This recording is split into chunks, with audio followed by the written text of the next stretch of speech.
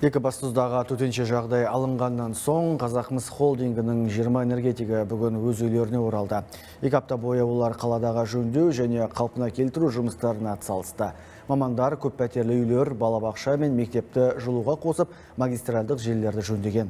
Ал Қазақмыс холдингіне тиесілі энергетика нысандарында жылу беру тоқтамаған. Мәселен, Балқашта жылыту маусымы жоспарға сай жүріп жатыр. Толығырақ тілші материалында.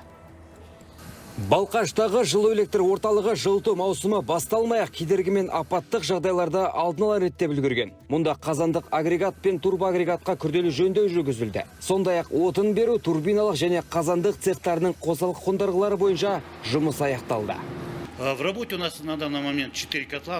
Қазір 4 қазандық жұмыс істеп тұр. Одан бөлек станция аумағында 4 турбина орналасқан. Жабдықтар бойынша ескертулер жоқ. Жылыту маусымынан сәтті өту үшін бізге 2 қазандық жеткілікті. Бірақ біз сенімділік үшін 4-інде қостық. Қазіргі уақытта қондырғылар шамамен 70%-ға тозған. Алайда Қазақмыс корпорациясы оларды жөндеу мен қалпына келтіру үшін бәрін жасап жатыр.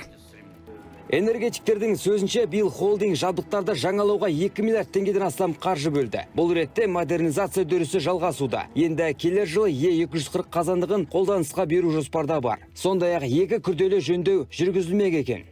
Вот этот котел, это у нас будет 5-й по счету. Бұл 5-ші қазандық болмақ. 4-ші қазандықты сатып алдық. Қазір орнатып жатырмыз. Жұмыстар 2027 жылы аяқталады деп жоспарланған. Бұл біздің даму бағытымыз. Жаңа қазандықтардың параметрлері де жақсырақ. Температурасы 540 градусқа, ал қысымы 100 келіге дейін жетеді. 5-ші қазандықтың артына 4-шісін орналастырмақпыз. Осылайша қондырғылар қалтқысыз жұмыс істейтін болады.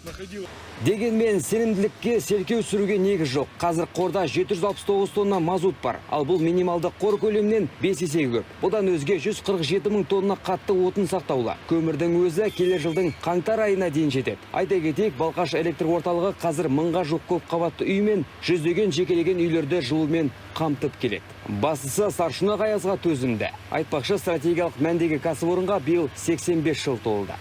Нұрлан Асқар, Жалғас Азғанбаев, Әмір Ибатов, Атамекен бизнес, Қарағанды облысынан.